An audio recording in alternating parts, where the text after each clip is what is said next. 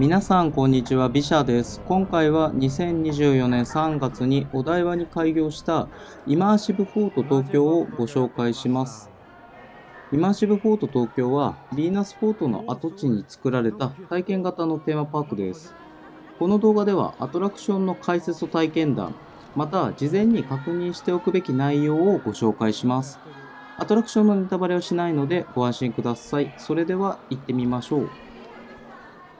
それでは早速テーマパークの説明をしていきます。入場ゲートから入ると入り口の近くにロッカーと自動販売機があります。テーマパーク自体はヴィーナスフォートをそのまま利用していてセットを置いている感じでした。テーマパーク内の食べ物は高いので、あとバリエーションが多くないので事前に食べてきた方がいいかもしれないです。僕たちはまず最初にザ・シャーロックに行ってきました。ザ・シャーロックは入場料金とは別に追加料金がかかります。イマーシブフォート東京でも一番人気のアトラクションなので体験することを強くお勧めします。僕たちも体験した中ではこのアトラクションが一番面白かったですね。ちなみに江戸花魁奇譚と東京リベンジャーズも追加料金がかかるんですけど、今回は体験しませんでした。残念ながらザ・シャーロック内では動画撮影、写真撮影ができないので体験内容を要約します。最初に結論を言うとめちゃくちゃ面白かったです。このアトラクションだけでも行く価値はあると個人的には思います。それでは解説です。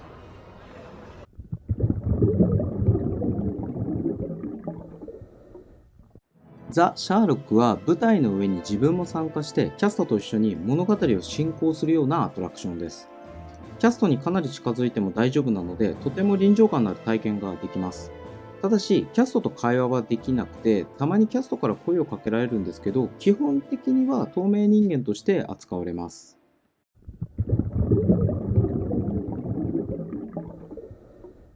ザ・シャーロックは現実世界のように同時進行でいろんな場所で物語が進んでいくので、自分の好きな場所に行って物語を体験できます。シャーロックについていくことも、刑事についていくことも、自分で怪しいと思ったキャストについていくこともできます。基本的には誰についていっても楽しめるようになっているので、あんまり神経質にならず自由に動き回っていいかなと思います。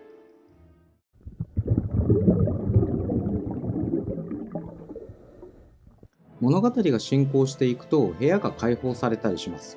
個人的にゲームみたいでワクワクしました。ちなみに部屋の数なんですけど結構多いです。多分僕も見逃してしまった部屋があると思います。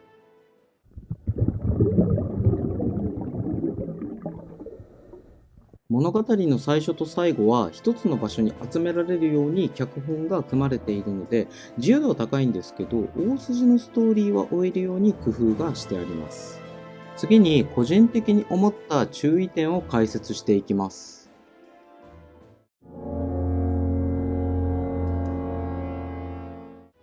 体験型のアトラクションでキャストと一緒に移動するので結構歩きます。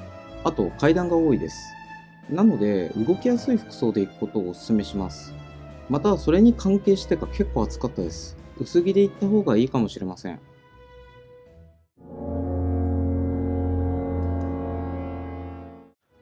基本的に会話を禁止されていますが、実際はひそひそ話だったら大丈夫です。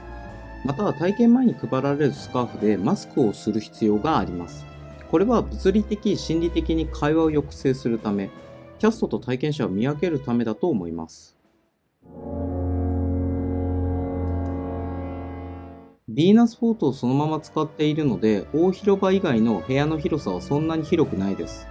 また、みんなストーリーラインを追うためにシャーロック・ホームズについていくので、シャーロックだけセレブを取り囲むパパラッチのごとく人に取り囲まれていて、そのせいで通路や部屋が混雑します。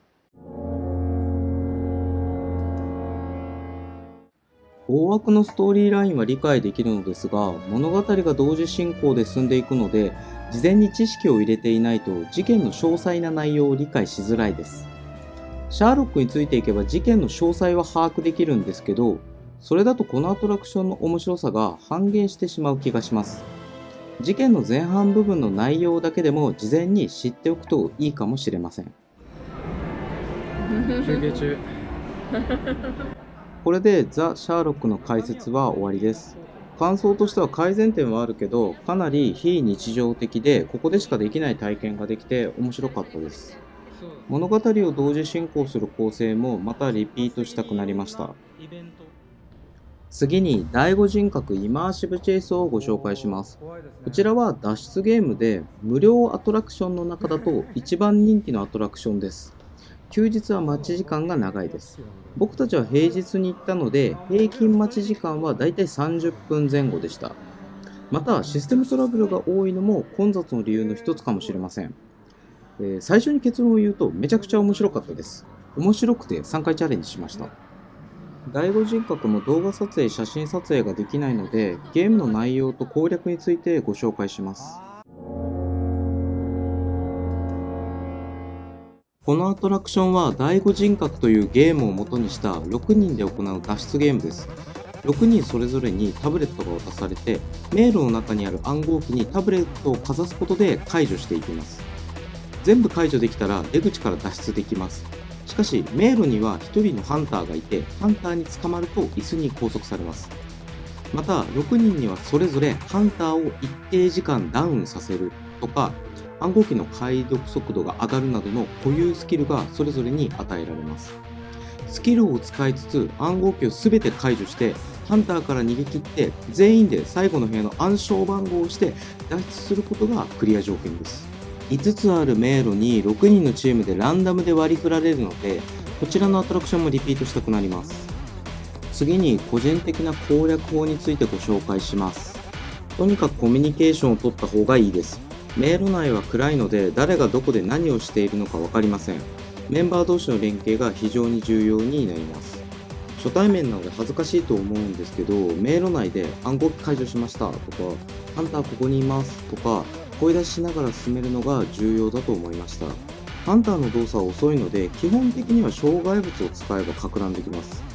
1人がおとりになっている隙に他のメンバーで暗号機を解除すると効率がいいかもしれません。スキルに関しては全て使おうとしなくても大丈夫です。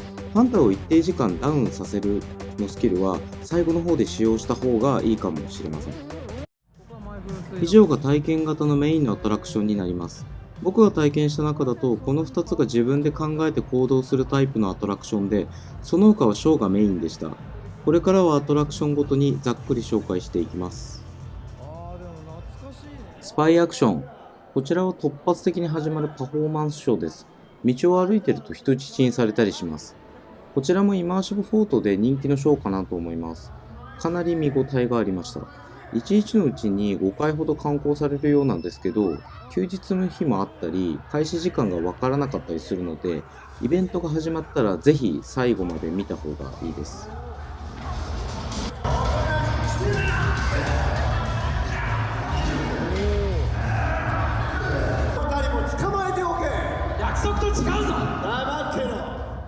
パーティーフェスタ、こちらも1日に何回か噴水広場で行われるショーです。みんなで噴水の周りを盆踊りみたいに周回したりします。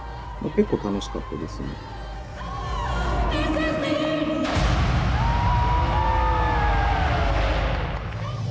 イマーシブストーリーズ。ヘンゼルとグレーテルの童話をコンセプトにした部屋を回って壁に映し出された物語を見ていくアトラクションです。こちらも比較的空いています。魔女ルートとヘンゼルとグレーテルのルートのどちらかを選択する感じです。個人的には魔女パートの方が好きでした。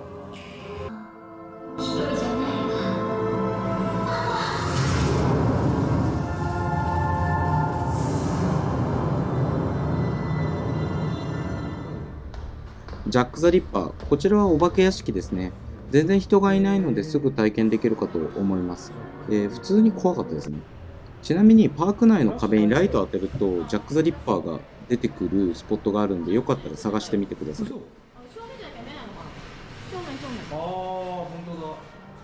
こちらはレストランのザ・キャバレーで行われるショーです。僕たちはレストランには行かなかったんですけど、こういう風に外からでも鑑賞できるようになっています。大人気アニメの推しの子の B 小町のライブが噴水広場で実施されます。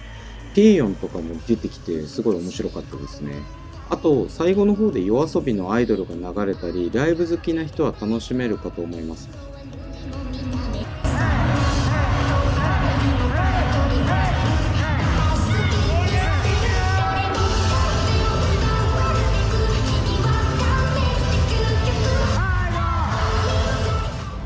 最後にレストランについて軽く紹介します。現在は3つのレストランと1つのスイーツ店、あと出店が1つあります。1つはキャバレーで、こちらはショーを見るために行くと思うので、純粋に食事だけしたい場合はカーサディペローニか喫茶フラワーになるかと思います。一番安いのは出店ですね。ちなみにパーク内へのアレルギー食と離乳食以外の飲食物の持ち込みはできません。以上でイマーシブフォート東京の紹介を終わります。総合的な感想としては行ってよかったですね。特にザ・シャーロックと第五人格は本当に楽しかったです。次回は東京リベンジャーズとか今回行けなかったアトラクションに行ってみたいなと思いました。また残念な点としては開業したばかりだから仕方ないんですけど、まだオペレーションに慣れていないなという印象を受けました。あと、あえてだとは思うんですけど、ホームページも含めて全体的にちょっと説明不足かなとも思いましたね。また、レストランとアトラクションの数が少ないので、僕らがいた平日とかは快適なんですけど、休日とかはかなり混雑するようです。平日と休日でパークの印象はかなり違うかもしれません。ぜひ平日に行きましょう。それでは最後までご視聴ありがとうございました。回収する方向で。マジで面白いわ。